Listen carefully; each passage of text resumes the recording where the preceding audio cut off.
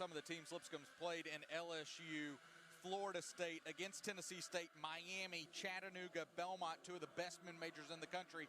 It's been murderer's row for Lipscomb, but both of these teams would like to have a little present heading into the new year if they could get their last win here in the non-conference slate.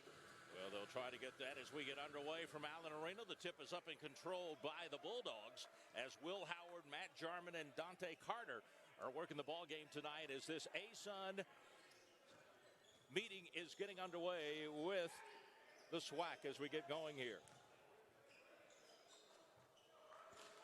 Rebound down low to Parker Hazen. Jalen Johnson taking the first shot. He's the leading scorer for Alabama A&M, averaging over 14 points a game. A little new look to the starting lineup. Tommy Murr in there tonight. Greg Jones out for the Bisons tonight. Take a look at that Ascend Federal Credit Union starting lineup. It also has KJ Johnson back in the starting lineup.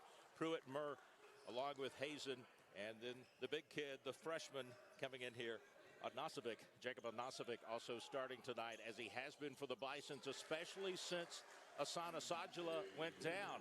But what a sight in Allen Arena tonight. He's on the bench. He's dressed out. We could see him in action tonight. Yeah, the goal hopefully is Lipscomb will get to have him back in action tonight. Don't know how much we'll see of him, but he is dressed out. He has warmed up, so we do expect to see him at some point. Looked pretty good during warm-ups also. Johnson spinning up over the rim. Shot won't go. Rebound, fought for it. It's knocked way out, and KJ Johnson is able to run it down. As Coach Acuff told us before the game, and also Coach Roger Easterns, who talked to him, as you'll see the bucket good by Pruitt. A team like Alabama A&M with an 0-8 record, or on the road that is, and a 1-8 overall record really is deceiving. Well, and the other thing that's extremely deceiving about this Alabama A&M team, they're 1-8. They've only played one game at home. The one game they played at home was their first game that they beat TSU. They've then had 8 straight on the road, and that's tough for any college basketball team. Yeah, not being able to play at home can be really hard for your team. And then you take a team like Lipscomb, who struggled at home after seeing Sajula go down with the injury. And then when they had to go on the road, they were playing the likes of LSU, Florida State, and so forth and so on. Pruitt for three. Put it in the book. Will Pruitt nails the three for Lipscomb. That was just a good shot by Pruitt. Not bad defense at all by Alabama A&M. I really thought they had a good defensive possession there. Lipscomb just couldn't get much working, and Pruitt bails him out with a nice three-point shot, and now Williams is going to be fouled down low for Alabama A&M. Williams is going to be a load down there to have to deal with for Lipscomb. Could be the first team foul against the Bisons. Foul will be whistled on Parker Hazen. Yeah, you're talking about Williams as a load as you see him catch this one, and then immediately double teamed and fouled down low. 6'10", 275. Cincinnati, Ohio native, as they get out on the wing for a three that's up and good. Yeah, Garrett Hicks that time nails the three-point shot. He's the three-point shooter to look for. He's shooting at 35%. This is not a great offensive shooting team in Alabama A&M. They have struggled this year to score, and they have struggled from deep as well, as that one is missed by Ognosovic. Tied at 5, 3 on the way. Too long there, put up by Hicks, and Lipscomb's got the rebound.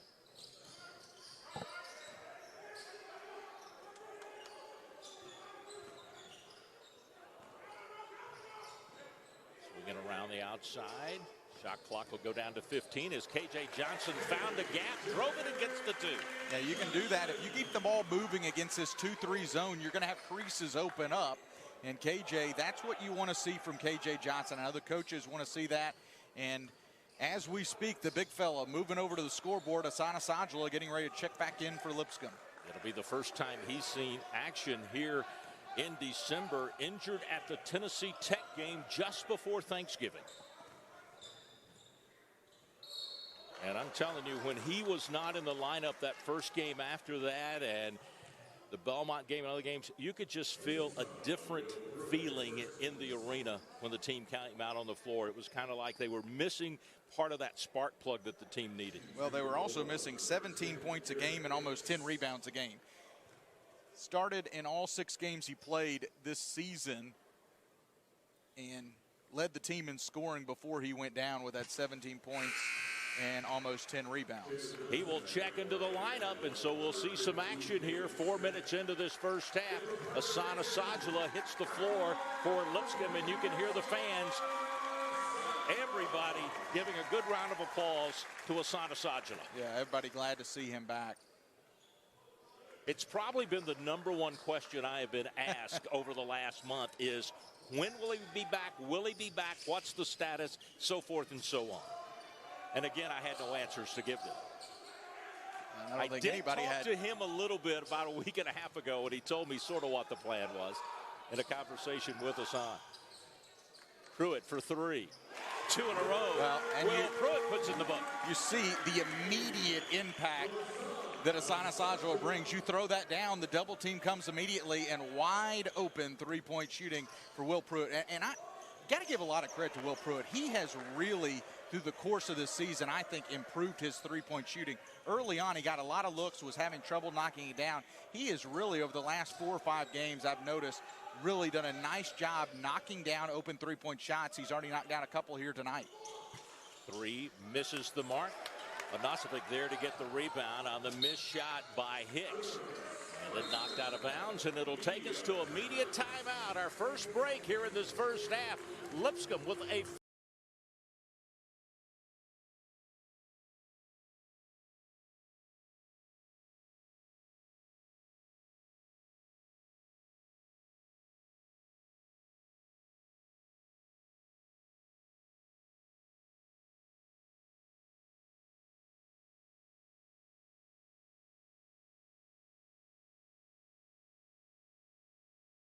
all of a sudden to go 2-7, the losing streak. But a lot of factors. One was Noah Sajala. The other factor was look at the opponents. Yeah, the schedule really dictates a lot, regardless of who's in there in these early non-conference games with some of these mid-major teams. But no doubt the numbers play out the difference when he's in the game versus out of the game. This is one player right there, is that block shot, who, if there's a player that stepped up in his absence, it was Jacob Ognasovic for Lipscomb, who has been just Mr. Consistent for all this year so far for the Bisons. And if you can start putting him out there with Sajala again, Lipscomb's offense is going to become a whole lot more potent. Johnson moves down low. Jalen Johnson, the 6'7" freshman out of Indianapolis, to get the 2 there for the Bulldogs. They're back to within 2. Sajala running the offense as he got it out high. Kicks it back to Murr for 3.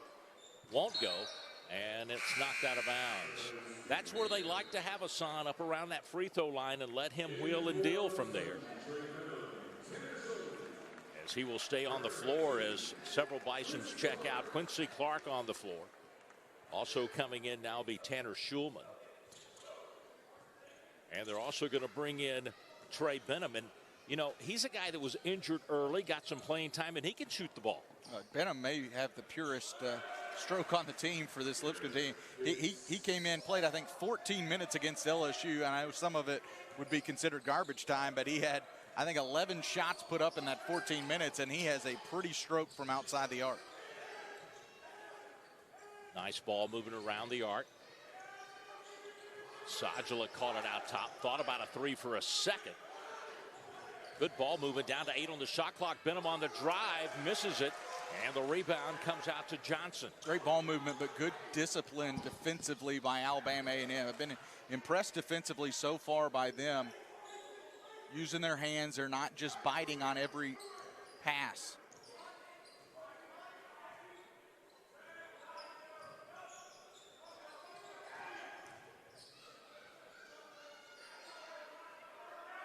Fake, and then the shot too hard off the iron there, missed by Johnson.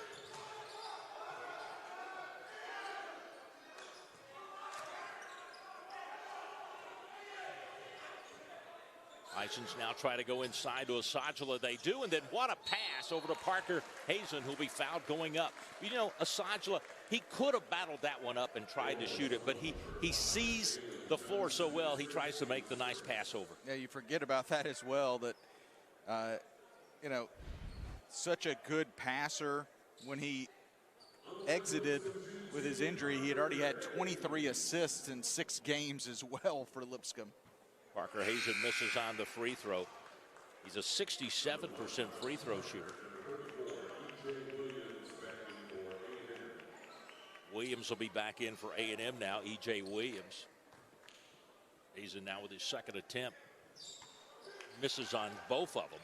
Lipscomb coming in was 76% from the free throw line. Pretty good free throw shooting team. You'd think they'd have the advantage here. And talking about the numbers as far as getting to the foul line and free throw attempts, Lipscomb is top 5 in the country in that category. Nice drive, nice path to the bucket, and it's good there for Dalen Smith, the 6'6" sophomore out of Colorado Springs. And A&M takes a 2-point lead. This time Asajala tries to feed it over to Parker Hazen. That could be some rusty timing right there. A little rusty, but also, yeah, he had quite a bit of real estate there. I think he probably should have just gone up to the basket. 12-15 left to go first half. You wonder, Justin, what type of things he's done to try to mentally stay in the game and then physically, when he could, to get back and ready to play. Because, you know, missing a whole month of practice is not the easiest thing for any player. As Asajala, oh me! Santa Claus must have brought him some shooting, because he's got to get him another 3. Put that one in the book for him. Well, he was out with Will Acuff, graduate assistant coach, Coach Lenny Acuff's son, earlier before the game. He was on one end just shooting three-pointer after three-pointer, and now he'll bring it up. Got the rebound, dribbles all the way up court with it. Here's the lefty for 3. Put it in the book for Trey Benham. Back-to-back threes, and Lipscomb with a 4-point lead. And that's where Lipscomb can hurt you in a hurry if they can get hot from behind the three-point line. Lipscomb averaging almost 9 made threes a game. Already 4 of 6 in this first half, and they've got a 4-point lead as we get closer to the midway point. There's a drop back 2 that won't go. Rebound picked up by Schulman on the missed shot by Hicks.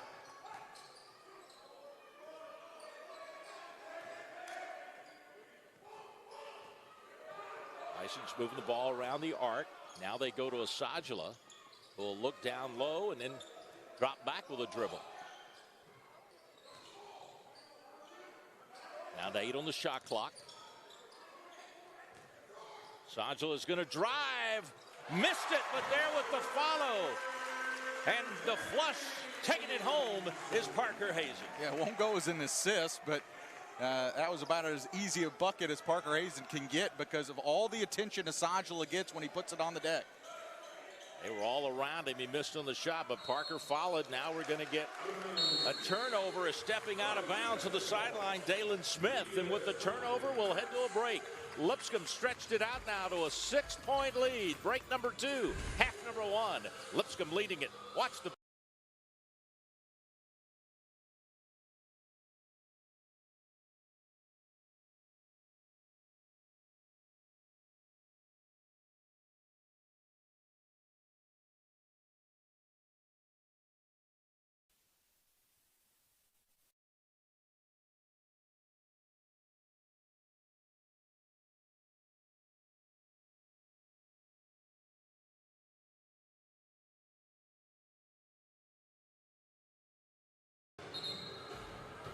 Lipscomb University in the midst of an 8-0 run over the last minute and 40. Meanwhile, Alabama A&M hasn't scored in over 2.5 minutes. And with that, Lipscomb now with a 6-point lead, using a couple back-to-back threes. 4 of 6 from beyond that arc for Lipscomb, while A&M just 1 of 3. Lipscomb has it to attack here after the timeout.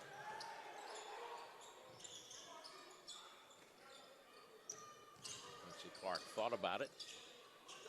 And good ball movement by Lipscomb. A good movement. The only problem is they're just getting it around the perimeter right now. They've got I mean, they're knocking down shots. I mean, that can cure a lot of things. The only thing I'll say is right now the ball movement is good, but it's just around the perimeter. If they can get something around that free throw line to kind of suck the defense in, but again, hard to complain when you're knocking down the three. Caleb Coleman got his first three, 5th of the night so far for Lipscomb. Give them their biggest lead at 21-12, and then the bleeding is stopped with a little 2-point shot down on the baseline by A&M. It ends the 11-0 run.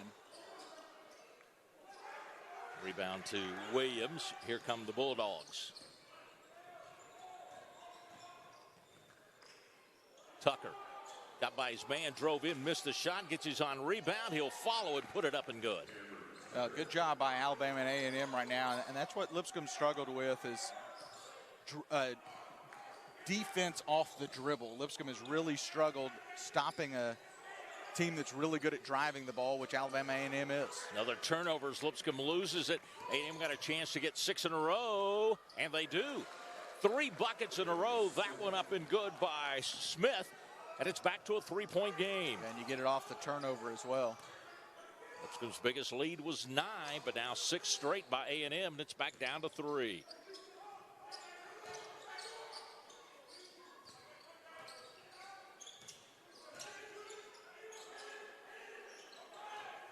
The 8 on the shot clock. Quincy Clark's going to pull back a 3, but he missed everything on it.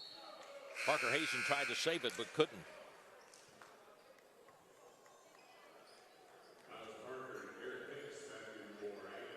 You know, a lot of old coaches will tell you, too, your defense is how you score your offense. And right now, Lipscomb struggling a little bit on offense after giving up 6 straight points. They need a stop right here, and A&M, of course, would like to tie it or at least come within 1. This first half has been just kind of about some offensive spurts from both teams, or droughts, whichever way you want to look at it. Shot missed on a little reverse layup by Hicks. Ognasovic wanted it down low, but they couldn't get it to him. They got to get him involved. 17, almost 18 points a game. Jacob Ognasovic, you got to get him involved. He's down on the lower blocks, but they can't get it to him. Now the ball knocked away from KJ Johnson. It'll go out of bounds, and Lipscomb will retain possession. Asana Sajula will be back in, and we will have a media break before that. 7:48, the under 8 break. Lipscomb's lead is on.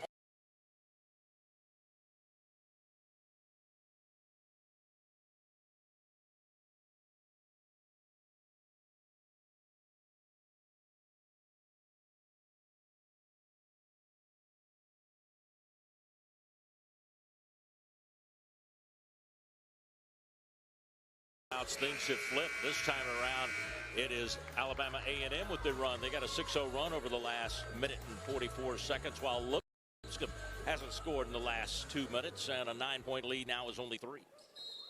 Yeah, and you know, as much as Lipscomb needed to kind of get their bearings a little bit when Asad Nasajala went out, they're almost kind of having to find their bearings a little bit with him back in the game as well. And you can just see, I mean, we expected, I think, really from both these teams, a little bit of rust coming back from the Christmas break, and I think we're seeing that on both sides.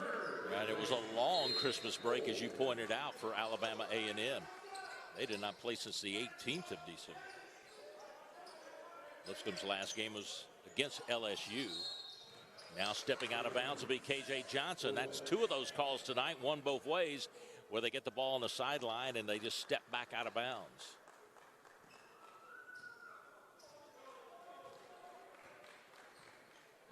Again, there just really hasn't seemed to have been much rhythm really for either team here to start this first half.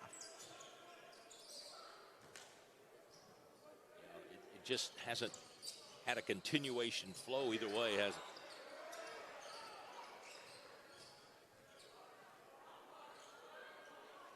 Now Sajala, after they spun around, blocked it away, ball loose. It's down on the floor. Now there's going to be a whistle and a foul going to be called. Yeah, undercutting Jacob Ognasovic, and J.O., as he's affectionately called, leads the team in total points, rebounds, and blocks, second on the team in three-point field goal percentage. And, you know, he averaged 13.3 points a game, 7.3 rebounds a game, and shot almost 47% against LSU, Miami, and Florida State. Those are pretty good numbers against three pretty good teams. And so you know Lipscomb wants to get him going here if they can towards the end of the first half. Has not scored in this game, but now he catches it down low, got by his man Williams, goes up over the rim, talk about it, and he produces. Yeah, there was no defender in sight that time. Williams just lost him defensively. Stops a drought for Lipscomb and stretches their lead back out to 5. A lot of quick movement by A&M. The Bulldogs off the run. Shot won't go, however, for Smith. Getting one shot on goal. Here comes Lipscomb with the ball.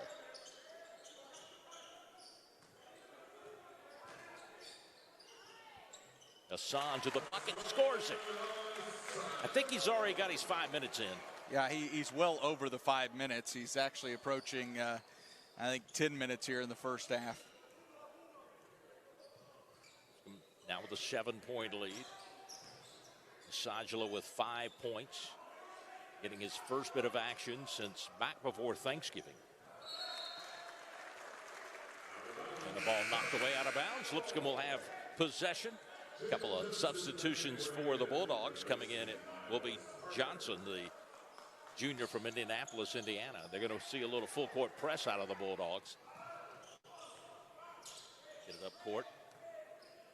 And now Lipscomb will spread it out. High post for Assanjo, the other 4 players outside the arc. Little drive and pitch, but Pruitt couldn't find the rim on that one. Missed on the long 3.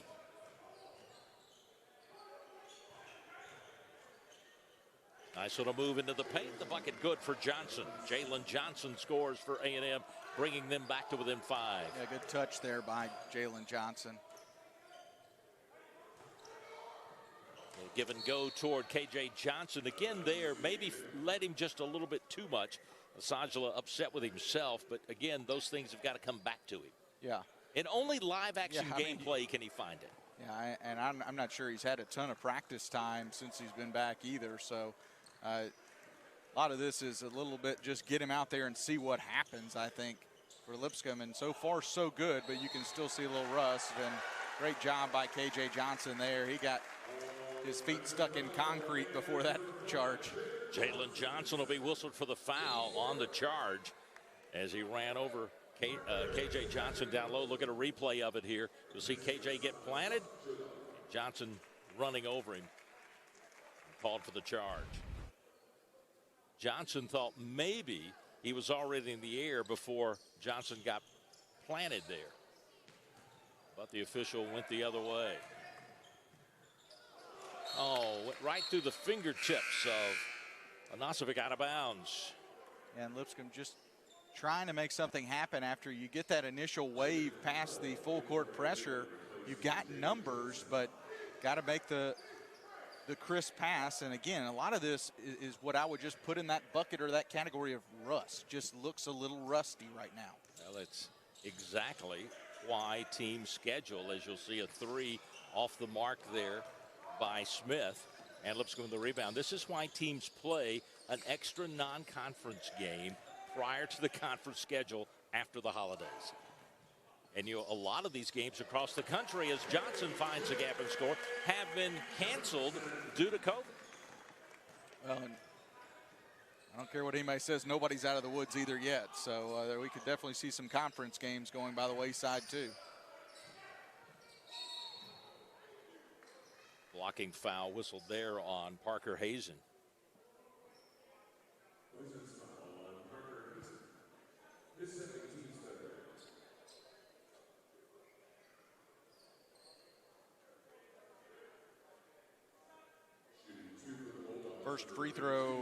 Second free throw attempts, excuse me, for Alabama A&M. And it's one thing that's been a little surprising to me here in this first half is that Lipscomb has been unable to get to the free throw line more here in the first half.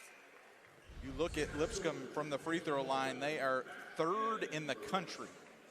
You're talking about 358 NCAA Division I teams. Lipscomb is 3rd in the country in free throw attempts coming into this game.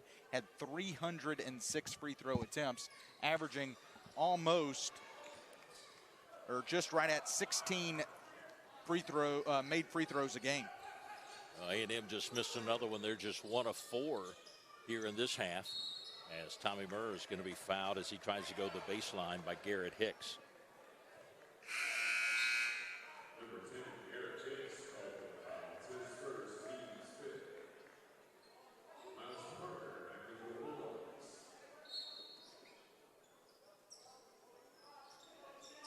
We talk about teams that haven't been able to play due to COVID. The Lipscomb Lady Bisons, the women's team, was going to Cincinnati, and that game got postponed for Wednesday night. And I'll be postponed for a second to let you know that J.O.'s in the book, because he just put it in the book. Got a three-pointer there. He's up now to 5 points here in this first half. And second attempt is going to draw a foul down low, going to be fouled by Schulman. Talking about the Lady Bisons, we're going to play in Cincinnati. Couldn't play there because of COVID. Got to go out and play at Arizona State. Lost there this afternoon, 70-54. Lipscomb with a 10.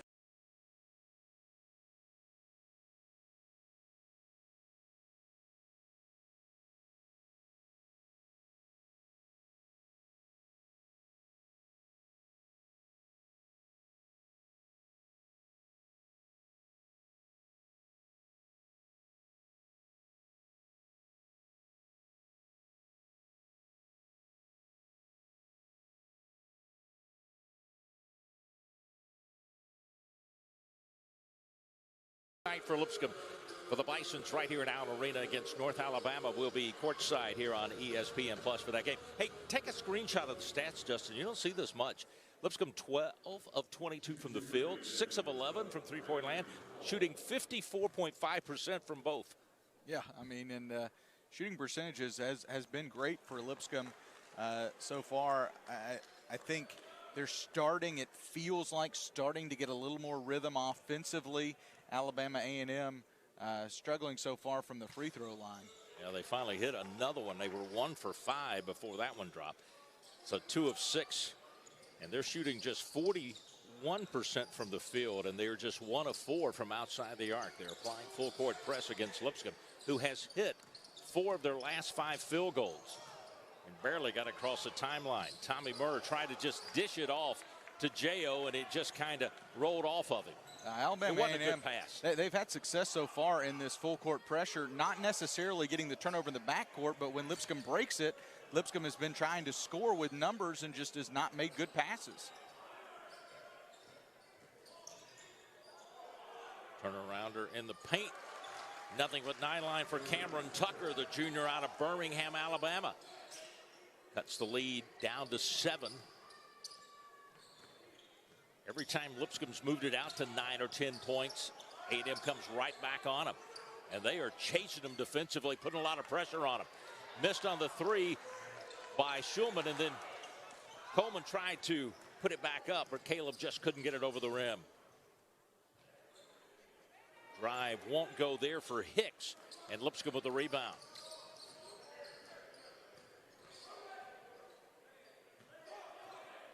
Again, we mentioned that Greg Jones, a couple of Bisons not playing tonight, both suffering with injuries.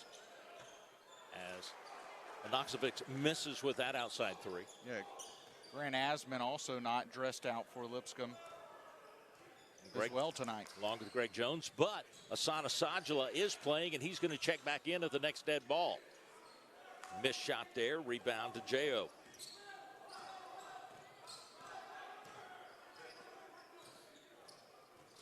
Tommy Murr driving, wants to kick it back into the paint, and again, he's pass off the mark.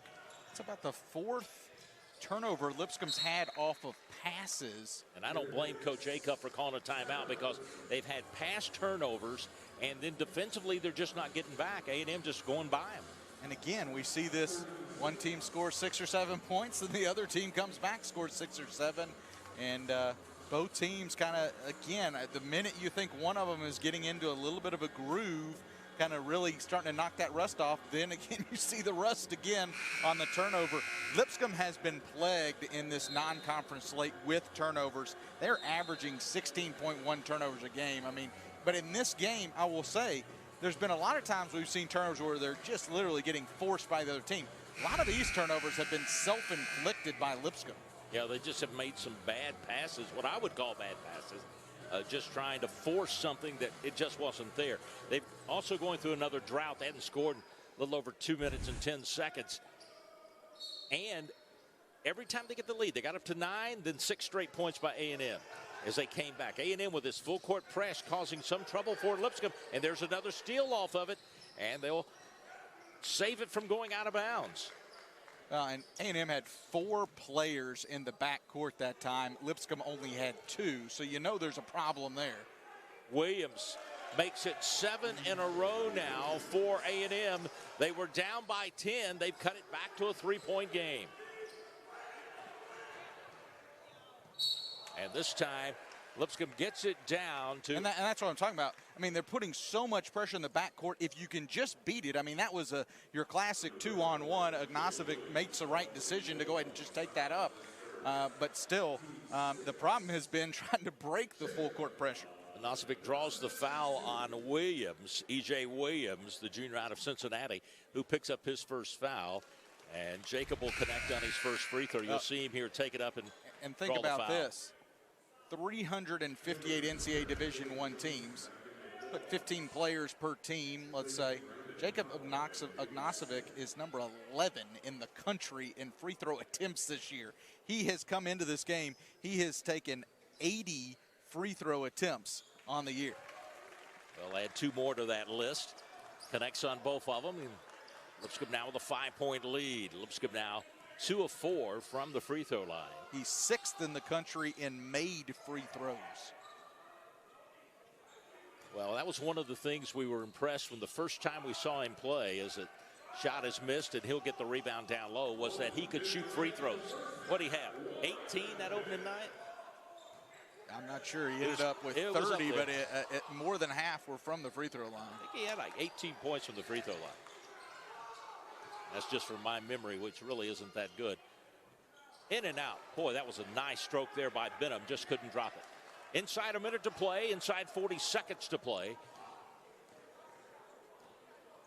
Can't hold it for the final shot here. 20 on the shot clock. But a timeout will be called by Coach Dylan Howard in his 3rd season at the helm of Alabama A&M. He'll use his 30-second timeout, try to set a play up here. Well, his team was down by 10, but they battled back, Justin, cut it to 3, and now a 5-point game, and a 3 here or a bucket here will be big for them going into the locker room. And you think, again, we're talking about an Alabama A&M team that's lost 8 straight, hasn't played in 12 days. Been impressed with their resolve here in the first half, because they get down by 10 with about 5 minutes to go in the first half. It's kind of like, okay, here the story goes again. You know, same song, umpteenth verse, and they battled right back. Well, they have an interesting schedule when they look at it. They opened up with Tennessee State, and you see that impressive win over the Tigers, who really came in here and gave Lipscomb everything they needed and kind of beat them pretty good. I know the Tigers have got better every game because their players, the transfers, have kind of come together as they've gone through it. But A&M won that game, then been on the road since then, and have lost 8 on the road. Get it to Williams. He's going to try to take it straight to the rack, and does. Foul will be called, boy. And that would have been just before maybe a whistle and a travel, because it looked like he was about to stumble over an extra step down there.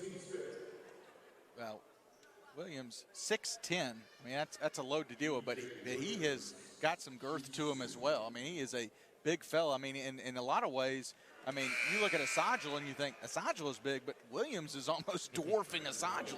He was 7 of 11 coming in from the free throw line. Connects on the first one here. He is perfect from the field at 2 for 2. The lefty sends it up, and he is perfect all the way around. He's got 6 points here in this first half and 1 rebound to go with it. And his team is within 3. Lipscomb can't hold it now for the final shot of the half. Will Pruitt directing the offense as he's being instructed by Coach Lenny Acuff. Quincy Clark on the wing, down to 2 seconds. KJ Johnson, long 3. Front of the iron, kissed it up off the glass, but couldn't drop it. And the Bisons will have a 3-point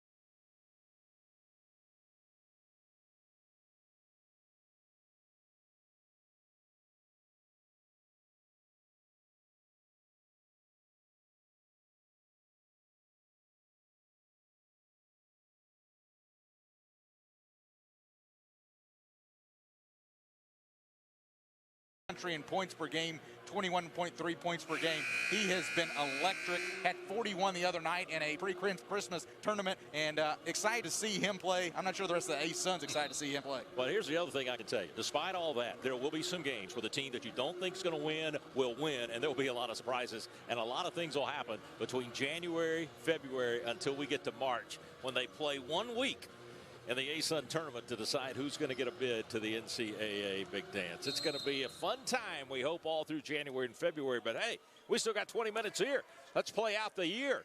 Let's head toward 2022. Let's get through this year as we begin this final 20 minutes of play. Lipscomb with the ball as they go inside and then kick it back out. Back inside with it to Anasovic, and he's going to draw the foul, and it's going to be whistled on Hicks. Nice set play to start there for Lipscomb. They wanted to get an early touch to Jacob Anasovic inside. They did that, but Williams is a load in there. And then really nice job by Parker Hazen working the baseline and then touching it back to J.O., who will go to the free throw line. Anasovic is a 80% free throw shooter, and he is connected on 3 here in this ball game. He's hit all of Lipscomb's free throws. They're 3 of 5 on the night. He has all 3 of the made ones. And this one in and out, no good.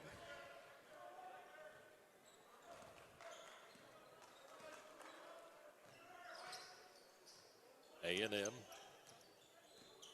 attack the man-to-man. Ball knocked away. Parker Hazen, can he get the steal? He can, because as he goes for the ball, he's going to be kind of pushed down by Jalen Johnson. And the foul will be whistled against the Bulldogs. Great defense that time. Deny by Parker Hazen, and then Jalen Johnson just really can't avoid the foul there. Some would say both of them going after the ball. Why does he get the foul? It's because Parker had the advantage being out front, and then Johnson coming into him after having the ball taken away from him, whistled for the foul.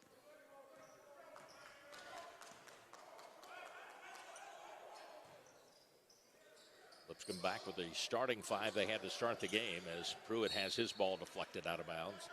Is that one? Woo, jammed a finger there of E.J. Williams, and he's got pain not only on his face, but shaking that hand, and I can understand. I know how hard those hurt. K.J. Johnson trying to make the inbounds pass. It's off the mark and stolen away. Another turnover. And then Parker, right place, right time, steals it right back.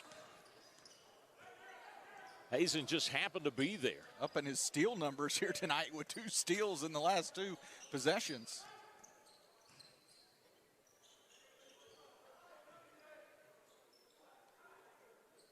Bison's looking in down low, but Hazen comes out top and then gets it over to Murr for 3. In and out, no good. Again, Lipscomb trying to use the outside shot and not really getting it worked down low maybe as much as they should.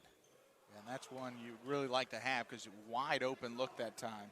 Here goes Johnson. Instead of trying to score it, he'll feed it off to Anasovic, and Anasovic missed his shot, Justin, but he follows it. Yeah, and he kind of gave K.J. Johnson a my bad on that one, because that should have been an assist to K.J. Johnson. But Anasovic gets his own rebound and finishes. Still a great pass by K.J. Yeah, you thought K.J. was going all the way to the glass, and all of a sudden, boom, he passed it back. Well, the one thing, you know, K.J. Johnson has struggled a lot. I mean, I think it's no secret that he struggled a little bit more than everyone, including him, would like offensively. But the one area where he has been pretty good for Lipscomb has been assists. He's led the team in assists, over 50 assists so far, and he's really done a good job, I think, you know, in a lot of situations, giving the rock up. Shot misses right as the shot clock was winding down. But Lipscomb gets the rebound and will attack the other way, and then pushed out of bounds. No, he wasn't pushed. He just stepped out of bounds. J.O.B. There was a push. I don't know if it was called, but there was some contact. They didn't call the push. They just got him for stepping on the line.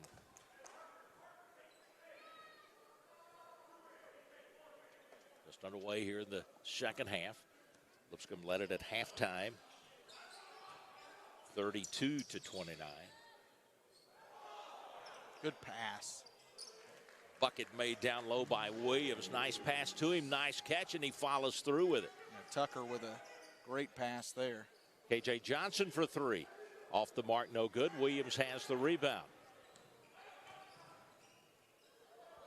Drive and run, but the shot won't go, but gets his on rebound with it. But then he kicks it out. And another missed shot, but battling down low for it. You got to give Tucker the effort down there, because he took it down, missed a shot, battled, and stayed around to pick up another rebound.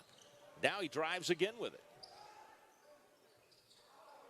A couple of missed shots there by A&M, and Lipscomb now comes their way with it. KJ off the dribble. Off to the wing for a shot, no good by Murr. Lipscomb 0 for 3 here to start the second half. Going to get a blocking foul called this time on Pruitt. So that'll be Will Pruitt's foul. Watch it again, Justin, as Pruitt didn't have his legs close enough together, I think. Well, and a good job, I would say, as well, by Parker kind of sidestepping. If you sidestep and then the defender kind of falls over, you're going to get that block called a lot, and that's the correct call. You got to have those legs a little bit closer and really square them up, too. And you're right. And you also want the contact coming from the offensive player. Yeah. Like right there was some contact by the offensive player, no call on either side. A couple of missed shots down low, but now another foul against Lipscomb.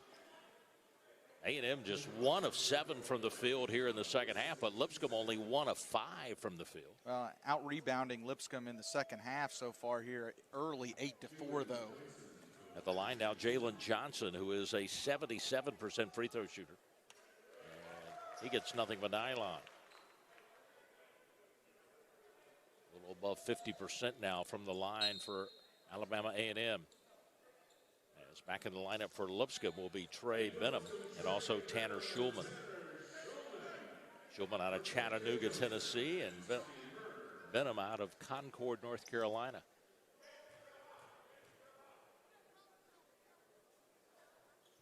Next free throw short off the front of the iron. Pruitt's got the rebound, and he quickly attacks for Lipscomb. Nice pass from Hazen Parker as he gets it down low, inside, and good for the bucket by J.O. Well, and Lipscomb just beat him down the court. That was all Will Pruitt making that play possible by just pushing it in transition. Sometimes you get transition off the missed shot, and that's what they did even off the free throw there.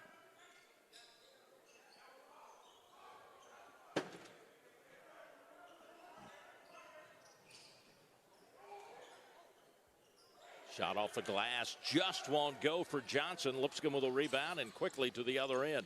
Pruitt off the dribble. Gets it low.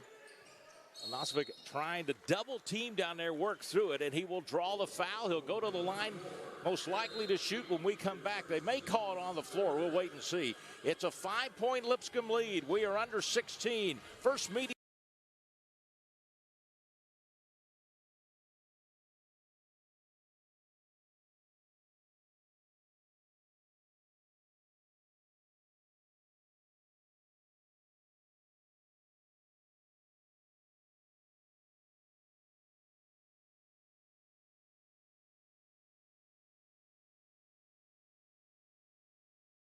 I'd hope that maybe after the first 20 minutes, the second 20 minutes might start off a little bit better, but it's basically just a carbon copy of sort of how this rusty first half went here in the second half. And for Alabama A&M, they are 0 of 6 in their last shots.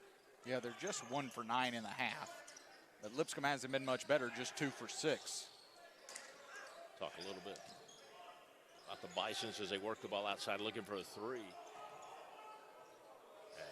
As Nosvic will drop down low now, trying to catch it down low on the blocks if he can, but instead Parker Hazen puts up a 3 as the shot clock was winding down. He missed everything on it, and then a turnover as missing and getting mixed up was Eric Lee and Garrett Hicks, and the ball got thrown out of bounds. Yeah, I mean, that's a bad turnover. That's a tough turnover. That's a tough turnover right there, and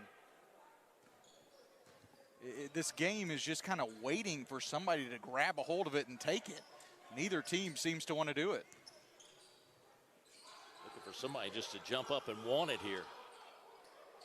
Maybe it'll take a 3 in the book to do it, and that's exactly what the doctor ordered for Will Pruitt as he gets another 3 as he puts that one in the book.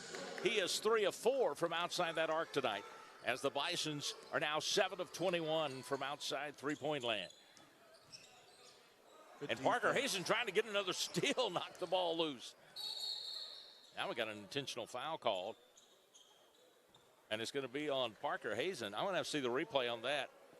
I'm not exactly sure what he was doing to get the intentional called. And, you know, Parker's not making fun of the officials. That's just the big smile he always has on his face. I'm not sure what happened. They're calling an intentional foul. And now the officials are going to go and review and look at the video on this one. I didn't see. I mean, obviously, I saw a player down, but it was away from the ball. So we will be. And actually, and this is probably just me not seeing the video correct, I thought maybe he was trying to help him back up. Well, the way Parker was reacting to it, it definitely. I don't know. We'll have to see the replay. Well, while they look at the replay before we do that, let's talk a little bit about the three-point shooting, especially how Jacob Anazovic is leading in the ASUN coming in. He was shooting 56% from three-point land. He was 23 of 41. Well, tonight he is 1 of 3, so he's now 24 of 44. But he's one of the best in the ASUN, and his three-point shooting, his free throw shooting have both been two of the real bright spots since he put on the Bison uniform for the first time.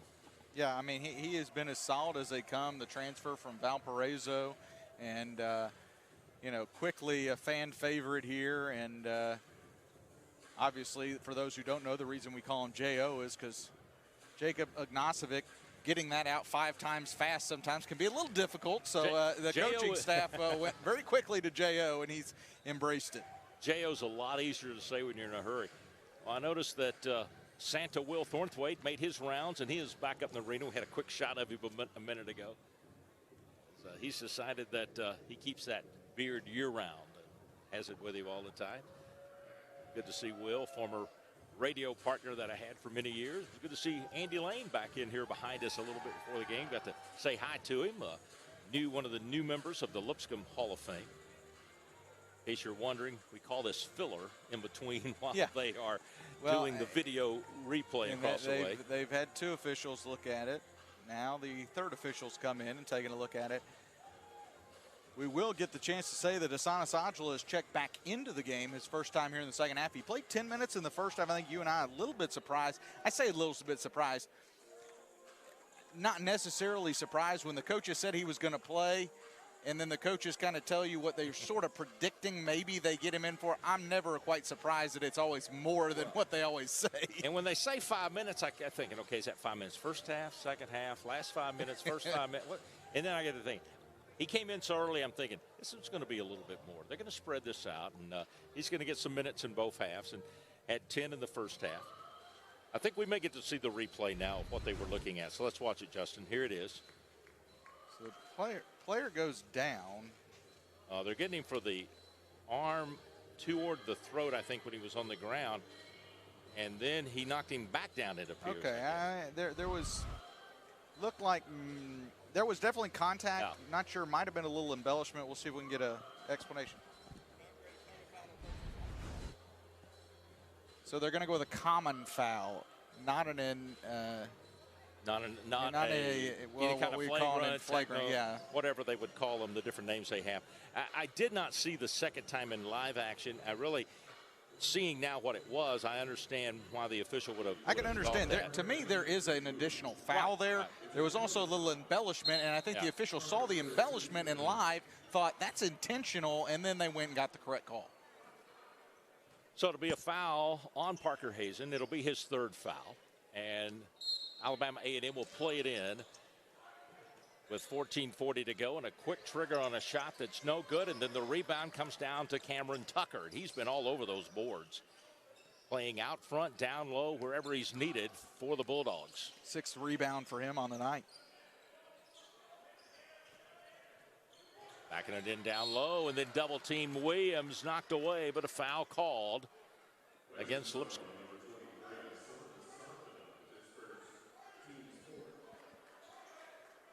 It's going to be called against Asana Sajala. It'll be his first, team's 4th foul here in the second half. Quick inbounds, up off the glass and good. Couple of points there for Hicks, I believe, getting those 2. Long miss on that three, but a nice rebound by Benham. Here's Pruitt for three. Off the mark.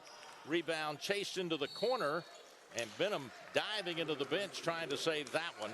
We'll turn it over now to Alabama A&M. Good effort there by Benham. Lipscomb with some pretty good looks from three. Now this has been the spot every time. Again, once Lipscomb gets that 8-point lead or so, this has been the spot that Alabama A&M has always pushed back. They get two on the last, see what they can do on this possession. Haven't had a field goal their last 7 attempts. Hadn't scored in about 2.5 minutes. But Will with that layup, and the man doing it's Cameron Tucker, the junior out of Birmingham. Averaging 5 points a ball game, and he's at that average right now.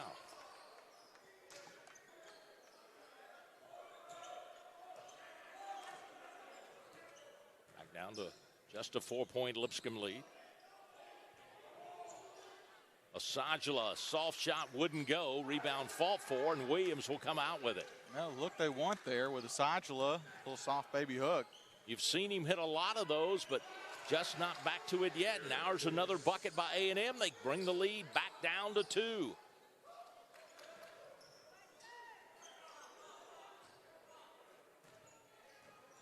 A&M needs a stop here, and they're going to get it with the steal as they knocked it away from Asajala. He wasn't paying attention, and the player snuck in from behind him. And a three on the way, and Alabama A&M have taken the lead as they lead it now 41-40, and we'll have a timeout on the floor. Coach's timeout.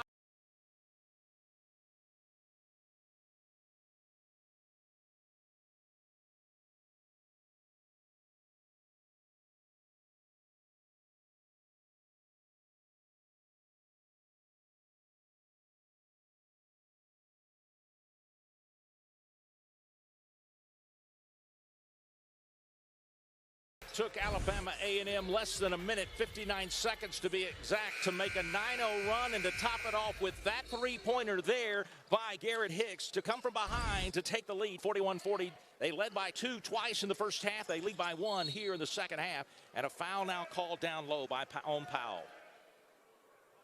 Lipscomb hasn't scored in nearly 2.5 minutes, Justin, but that was a quick 9-0 run, as the Bulldogs made 4 of 4 field goals on their way to erasing the Lipscomb lead and taking the lead. They actually, I think, got Williams on that foul. That'll be his second. But yeah, again, every time Lipscomb tries to stretch this out, Alabama comes right back, and now they've got their first lead since the 12:52 mark of the first half.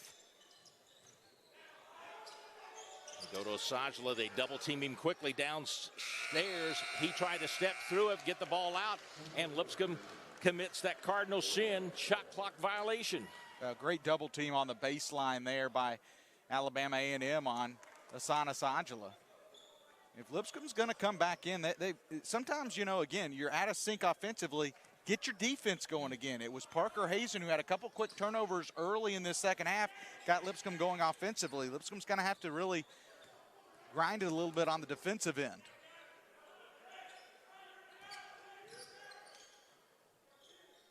Go down low to Williams. Nice little left-handed turnaround shot is good, and it's a 3-point lead now for A&M. Williams averaging 5 points a ball game, now with 10 in double figures. He's doubled up his average. Asajala for 3. Off the mark, no good. Rebound. Caleb Coleman with it. He's got 4 players around him. He's in trouble. And finally, they'll call a foul. Boy, I thought they were going to get him for a violation in the paint too long. Really good job, though, by both Coleman and Trey Benham, just attacking the offensive glass. Back in the lineup now will come Dalen Smith. We're going to get our under 12 timeout, 11.5 to play. Alabama A&M, they've been on a run. 11-0 run has given them a 3-point lead. Back with more after this from Nashville.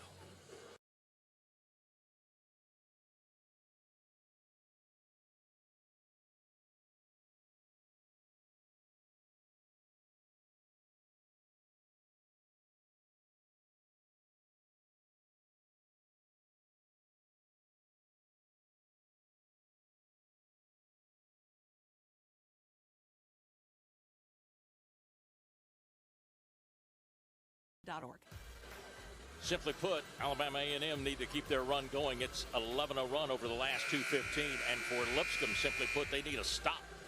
They've missed their last 4 field goals. They haven't scored in 3.5 minutes, and they just in this half, only 3 field goals made, and only one of them a three-pointer, just 1 of 6 from outside the arc. Yeah, 3 for 12, 25%. Not at all what Lipscomb looking for. Sajala spins in the paint, goes up over the glass and gets it. That is what you want to see out of the big man. Haven't seen that in a long time. Long time coming, brings Lipscomb back to within 1. Stops those long stats you don't like to look at if you're a Lipscomb fan. All those zeros and long times of no scores. You think about it, both these teams have had 11-0 runs in this game. The difference was Lipscomb's 11-0 run got them out to a 10-point lead.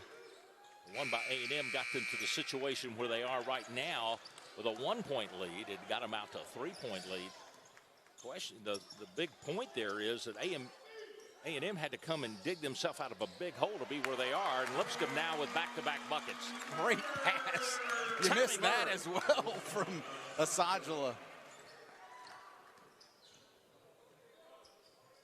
Run won't go, ball knocked away, and coming away with it is going to be Smith.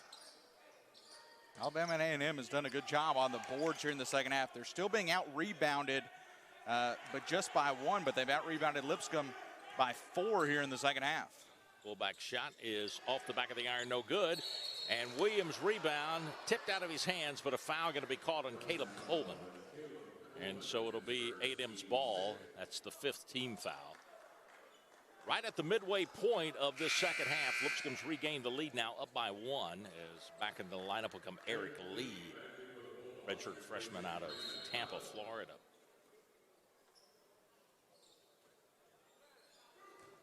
I mean, you got to give A&M, to me, what I was trying to say a minute ago, a lot of credit, because at one point in this game they were down by 10 and then they got up trailing now by 1, but they had overcome a lot of ground to get where they were.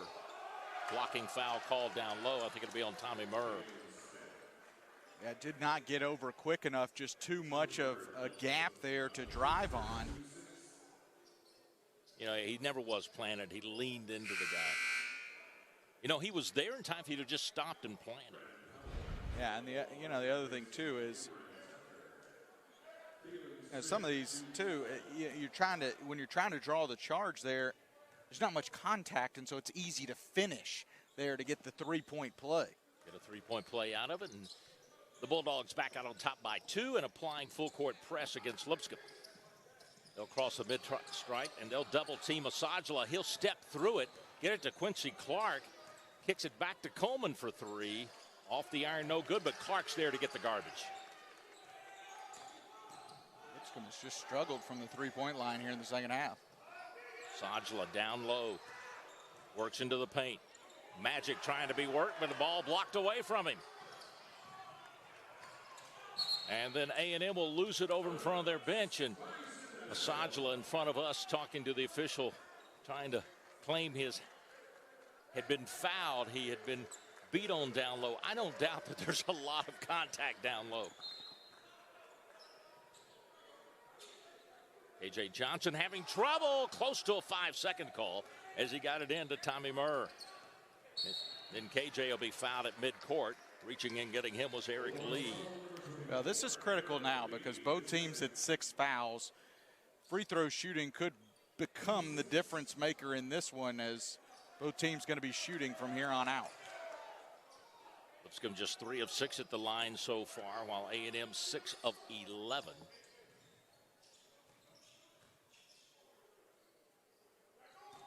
A&M with a 2-point lead. Still a lot of time, 9:03 to go. Tommy Murr on the drive will draw the foul. He'll go to the line to earn these 2. Hadn't had enough of that. Lipscomb's got to get more to the basket, more driving. And that's the difference right now. Lipscomb has had so much in the perimeter. They've just had nobody that can break down a defender going into the lane, and Tommy Murr does it there as the shot clock is winding down. Next on the first free throw, Murr, 79% free throw shooter. He was 27 of 34 coming into the action today. He's hit his first free throw attempt. Coleman will go out. Asajla will go out. Parker back in the lineup. And the free throw good by Tommy Murr. We're tied again at 46. 8:56 to play. Pruitt back on the floor for Lipscomb.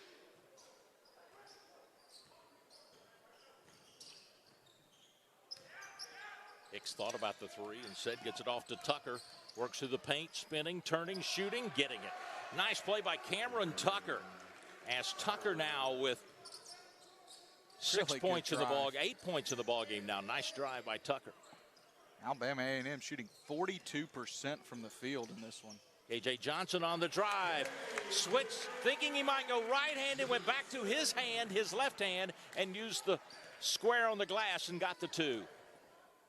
This team's going to step up and play some defense here, get some stops. That's what it's going to take. Some stops and just like that, and see if they can get points out of it as Lipscomb got the stop. KJ Johnson on the wing, open for a second, then tries to drive. Still spinning with the dribble. We'll get it off to Pruitt, and they'll reset it out top.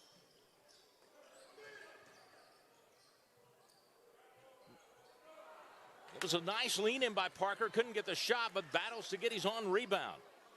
Here's Murr for three. Off the iron, no good. Pruitt with a nice rebound. Good rebounding by Lipscomb here on missed shots. And then a reach-in foul going to be called on Cameron Tucker. Going to head to a break in Nashville. We're under 8, 7:35.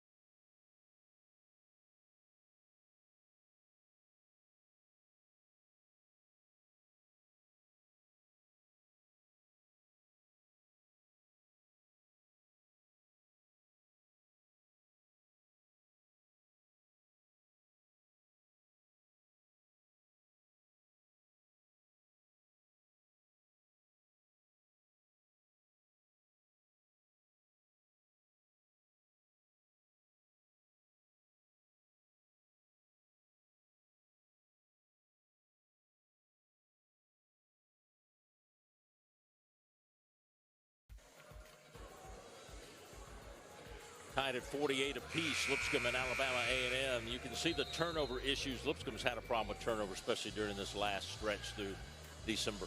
Yeah, and the last stretch for sure. Played some really good teams that can force a lot of turnovers, but the numbers don't lie, and that's going to happen to pretty much any team when you have those types of turnovers, and that has been a big problem for Lipscomb. As I mentioned, coming in, averaging 16.1 turnovers a game.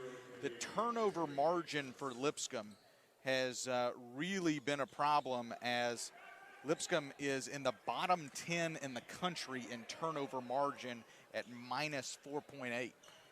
KJ Johnson misses a free throw. If Lipscomb's going to try to get an advantage in this game, free throws will be important, and they've got to hit some of those. Had a chance on the front end of that one, but missed on it. Now we got to foul out the other end. That's going to send a good free throw shooter to the line, as going to the line will be Williams, E.J. Williams, who's about a 64% free throw shooter already here tonight.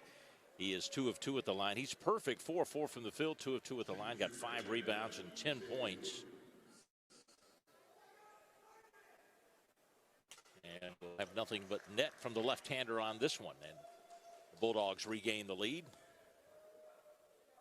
That was the third foul on J.O. Williams has been a load to deal with down low. J.O. with 12 points. He's inching toward his average of 17. Pruitt in double figures with 11. He hasn't scored in a while. His 12 was early when he got that 12th point.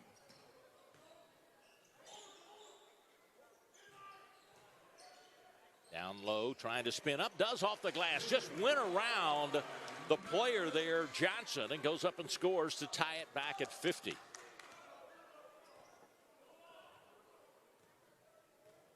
You wonder, as Bison's trying to extend their defense, whether they'll shut down Asajala. He's got 15 minutes of play in this game.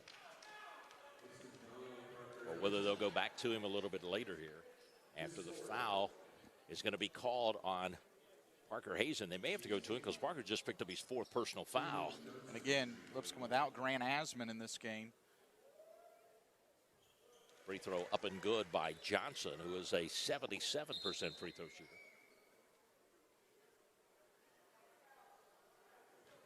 And he'll get his 2nd attempt here.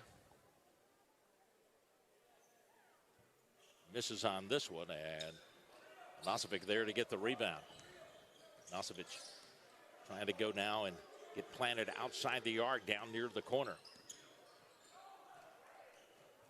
He'll come up on the wing as Pruitt runs the offense. Got his man in the air, drives by him for a little short runner that's good. Nice shot fake there by J.O. He did a great job to fake it and then knew where to stop and shoot it too. I mean, he could have taken it onto the glass, but doesn't run the risk of getting a charge or anything like that called against him. And he gets the bucket.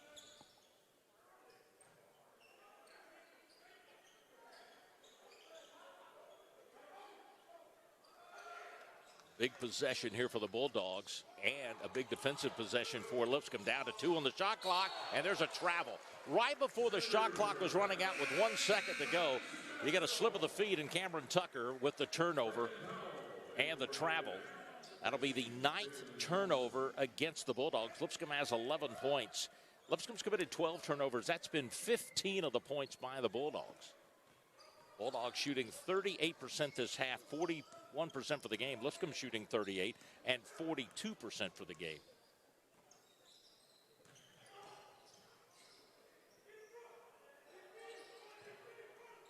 Around, trying to look inside with it. Johnson drives, pitches back out. Quincy Clark with a short runner and nails it. Boy, he just canned that one. Yeah, man. 18-footer, the lost art of the 18-footer. That's what it was right there. Gives Lipscomb a 3-point lead after they have trailed by as many as 3 here in this half. They now lead by 3, led by as many as 10 in the first half. And we are going to go inside 5 to play after that 3-pointer is off the mark there, put up by Hicks. And Lipscomb with the rebound. KJ Johnson on the run, feeds it out, and Lipscomb goes around the horn with it. J.O. put it down low, almost had it stripped away, but instead he has presence of mind to pass it over to Parker Hazen, who draws the foul. Really good pass by Ognasovic down low because he really wanted to try to score that, but give credit to Williams. He's been a brick wall down there for Lipscomb trying to score against him, and so nice job by J.O. passing it off now. Lipscomb's got to knock down some free throws. Williams is a 6'10", 275 brick wall down there, and he, but he has a soft touch with his left hand. He really does. He has a soft touch with his shot. He's 4 for 4 from the field and 4 for 4 from the free throw line.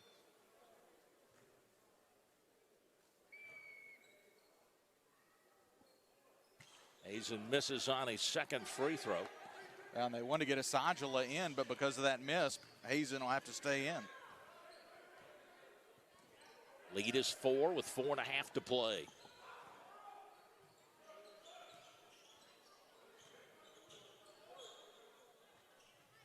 Around shot won't go, but a nice tip, and it wouldn't go. Good attempt there by Smith for the Bulldogs. Just couldn't get it. Well, and Hazen got the rebound, but Pruitt got the wrong end of it there.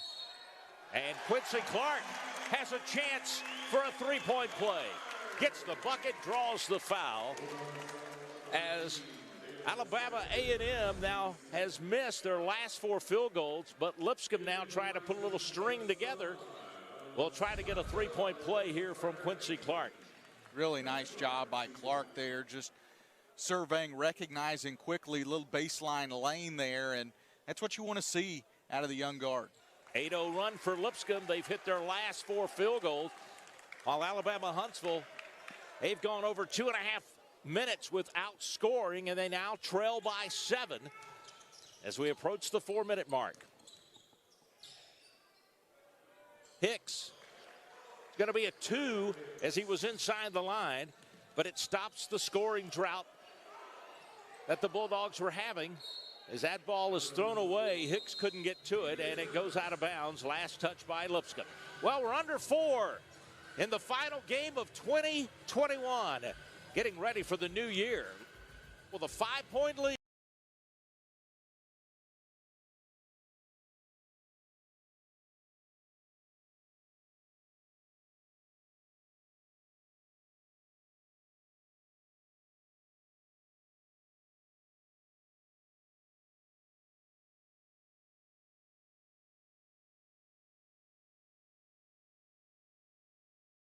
Is about over, and when you move into 22, you go into January, and the sun is going to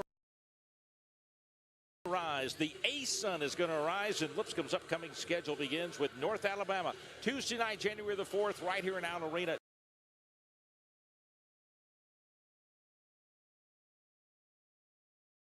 Arkansas, and then on to take on Jacksonville State, another new member in the Sun. They'll be on the road for those 2 games next week. 3:54 to go. Lipscomb with a 5-point lead after trailing by 3 here in this second half. They've led by as many as 7 here in the half. And a nice play down low, bucket up and good by Johnson. Every time Lipscomb has pushed it out just a little bit, Alabama A&M has responded. Here they go again. They've cut it to within 3.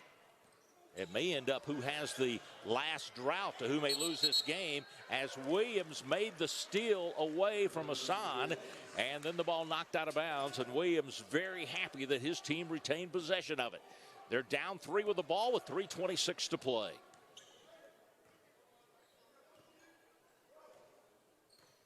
You're right, Justin. Any advantage that either team had, the other one's been able to make runs back on them.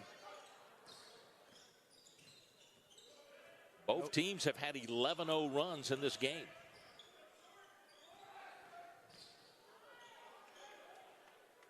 Williams, the left-hander. Soft touch again. Nothing but net, brings his team within 1. And that's a big guy stepping out for a long shot there. Not all the way to the 3-point line that is, but a nice 18-footer. Lipscomb's only hit 1 3-point themselves here in the second half. Stepping around and going up, missing the shot was J.O., and then the rebound quickly, and a foul out top by Asajula, because about to blow by him was Cameron Tucker. Oh, really? I mean, give credit to Alabama A&M. I mean, they were down 7 points just a couple of minutes ago, and now they got a chance to take the lead here. Asajula will check out of the game. They'll bring back in Parker Hazen. Quincy Clark will be on the floor along with K.J. Johnson, Will Pruitt, and Jacob Anasovic. At the line will be Cameron Tucker. Connects on the first one. He'll tie the game. Has a chance now to give his team a lead. Tucker's got 9 points, perfect at the free throw line, looking for his 10th point here. He's doubled his average tonight. He averages 10, rather 5, and he's got 10. And he's given his team a 1-point lead with 2:36 to play. Well, you often say it, John.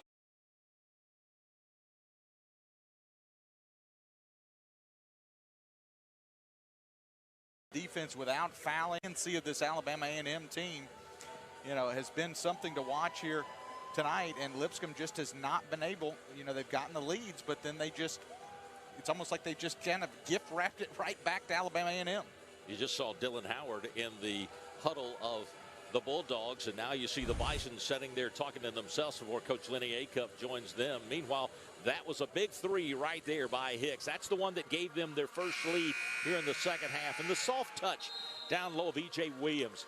And then I'd like the play of Cameron Tucker. He plays outside, inside. I mean, he's not afraid to battle down low with the big guys. Yeah, 10 points, 5 rebounds, 5 assists for Tucker.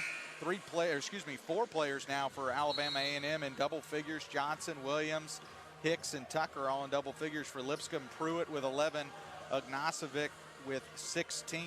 Both these coaches in their third year of coaching. Well, it's an 8-0 run now for Alabama A&M. Lipscomb has made 4 of their last field goals, but A&M has made 3 of the last 3, and they have used that run to regain a 1-point lead. And we just have 2.5 minutes to play in regulation.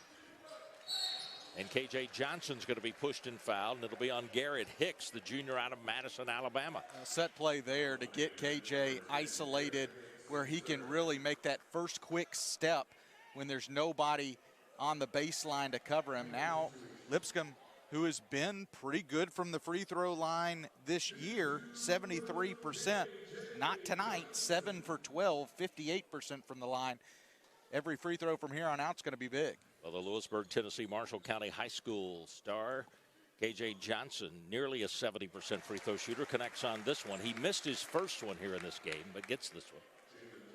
He's got 7 points in the game. Pruitt with 11, and Ognasovic with 16. To lead the way for Lipscomb as KJ gets both of them. Meanwhile, over on the A&M side, you got Tucker with 10, Johnson 10, Hicks 17, and Williams with 14. 4 players in double figures as Lipscomb applies a little pressure in the backcourt. Let's go with a 1-point lead. Now Lipscomb going 2-3 zone. First time we've seen that tonight. Trying to change the defense up a little bit, catch them off guard if they can. Down to 6 on the shot clock. Got a rebound out of this. Shot is up off the mark. And speaking of rebounding, the guy pulling it out was Tucker. And now a long 3 off the mark, no good. Fight for the rebound, loose on the floor, and Tommy Murr has it. And Lipscomb has it with a 1-point lead, 1:45 to play.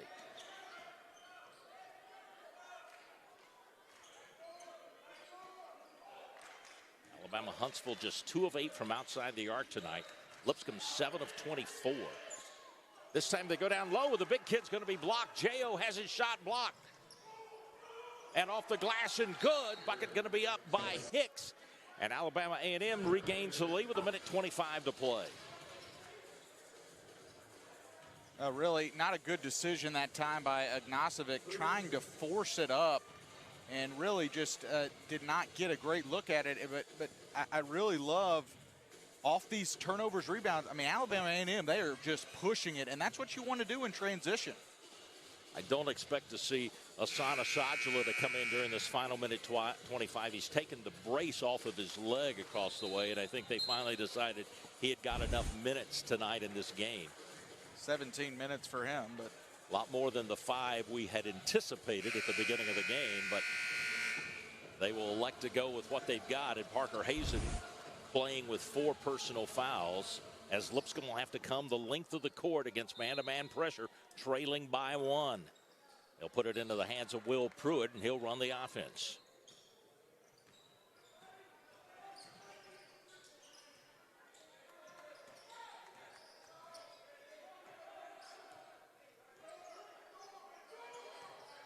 Down to 14 shot clock. On the drive, and a foul going to be called before the shot right in front of the ASUN logo, but he'll still go to the line to shoot 2 will be KJ Johnson. Since they are over the limit. Foul is the 4th one on Garrett Hicks, the Madison, Alabama junior. And he's got 19, so. Over his average of 13. And KJ Johnson with his 9th point, you'll see him draw this foul. You know, he's one of those players in the white uniform that you want to be fouled late in the ball game. Typically a very good free throw shooter, that is. And with that one, he's in double figures with 10 points. Which team can have that critical stop here in the final minute that could decide the game? 1 minute to play and a 1-point Lipscomb lead here in regulation. A&M working the ball around. Tucker wanting to make something happen. Stuck at the ASUN logo. His shot is short, and it's out of bounds. Last touch by Will Pruitt. They'll get 30 on the shot, or 2:20 on the shot clock. They're calling for the review, but they're not going to review it. It did hit the rim, so I think Lipscomb was thinking, though, it went off of an Alabama A&M player, but officials are pretty certain on that one. Hicks can shoot the three. Get over to Smith, back to Hicks. He will fire the three. In and out, no good. And K.J. Johnson, and that's patented K.J. Johnson there, getting the rebound. And that's number 5 on Hicks, too. And that's a big foul on Hicks. He was probably a little disappointed on missing the three and then challenged in on the rebound. And you'll see him come in on KJ and knock KJ to the floor. And so KJ Johnson will go back to the line with a couple of big free throws coming here with 1.3 over 30 seconds. 31.3 to go. Just a little over a half a minute left to go in regulation. And a dejected Garrett Hicks after he missed what would have been a big three for A&M.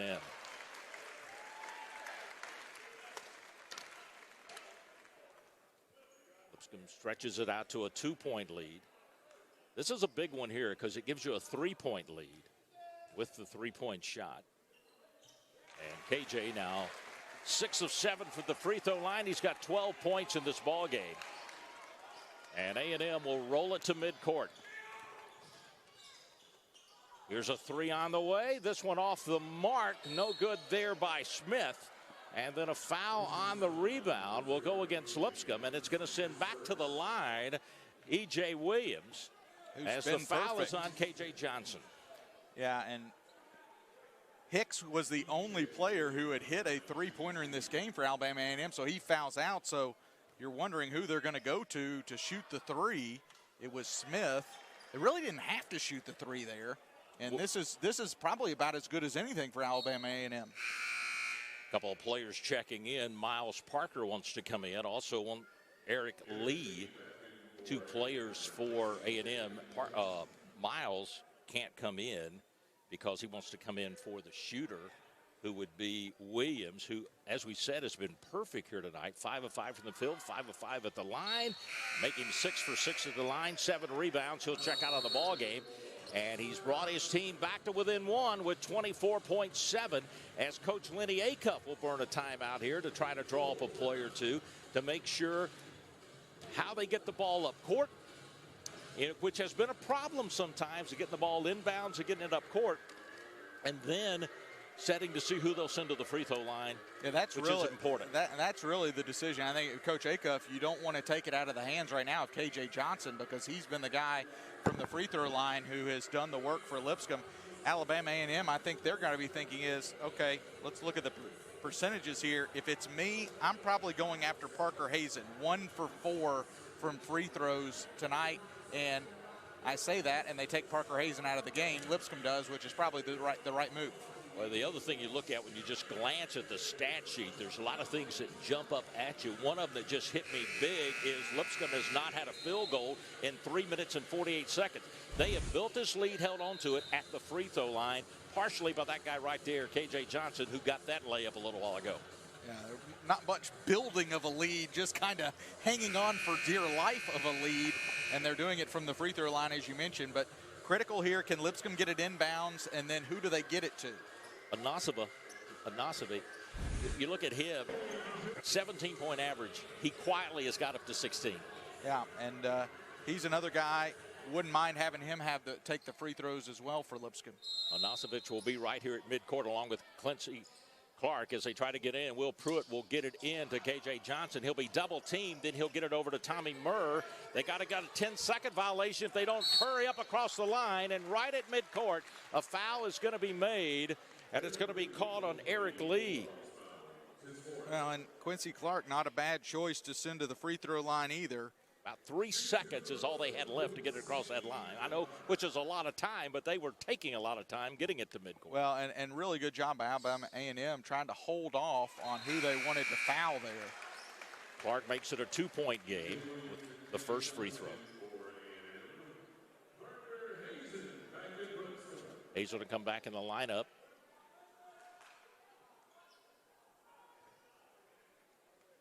And now Quincy Clark back to the line. Perfect 3 for 3 on the night for him. Lipscomb now 15 of 20 from the free throw line. Back to a 3-point game. Tucker out top, down to 13 seconds. Wants to drive and spin, try to get the bucket and draw the foul, but the ball is deflected, knocked out of bounds with 6.9 to play. Lipscomb just couldn't locate that. If they could have located and grabbed it. Little surprised that A&M didn't shoot quicker than that. Well, you take that much time there, and then you go in for the 2. You're really hamstringing yourself if you don't get the bucket. So now I think with 6.9, I think you got to put the 3 up. Well, I think what they were thinking is let's try to get a conventional three-point play. Let's try to get a 2 and get fouled because we don't have maybe the best three-point shooter on the floor. And so that's not a bad thing. And they had the guy driving to the bucket who does a great job. He just didn't get a shot off. And you're talking about three-point shooting. Garrett Hicks is found out of the game. Alabama A&M doesn't have anyone else on the team who's made more than 5 three-pointers this year. So it's kind of like, who are we going to choose? Who's going to have the big moment here for Alabama A&M? And if you're Lipscomb, you know, you get this a couple of seconds off, you may think about fouling here. And Eric Lee, who's made those 5, he's not on the floor right now. Smith has made 5. He is out there. Inbounds is way out top. Here it is, Smith, 4-3. Off the mark with it. Rebound kicked around. Pruitt fights for it. It goes out of bounds. Last touch by the Bulldogs. Lipscomb will have it with 0.9 to play. I think they're going to review it. They'll probably go watch and see whether more time needs to go on the clock or whether that ball did go off the hand of a Bulldog. Well, Smith. It wasn't a terrible look there. I mean, it was a deep three. It was a deep look, but it wasn't terrible look there by Alabama A&M. Nobody was on him, so he had open space to shoot it, and just a little off the mark with it, a little short with it. Well, we're down here to figure out how much time is left and if it will be Lipscomb's ball or the Bulldogs' ball with 0.9 to play. Bulldogs 0-8 on the road, 1-8 on the year. Lipscomb 3-2 at home, 6-8 on the year. Both of them trying to get a win to close out the calendar year of 2021 and to wrap up their pre-conference schedule. And they get set for conference play next week.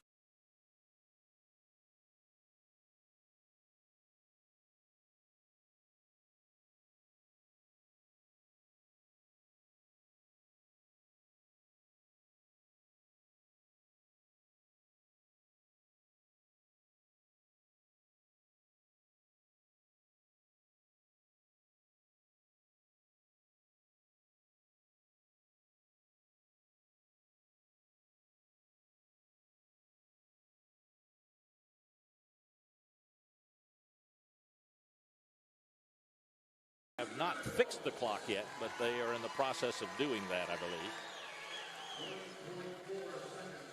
They're going to get it at 1.4, and before they can throw it in, I would assume they will get the clock there, and they do. And it is Lipscomb's ball. So plenty of time here for A&M to foul as soon as it is caught by Lipscomb. Parker Hazen gets it. Foul is not made, and the clock will sound, and this game is over. He was there, Johnson. He just didn't get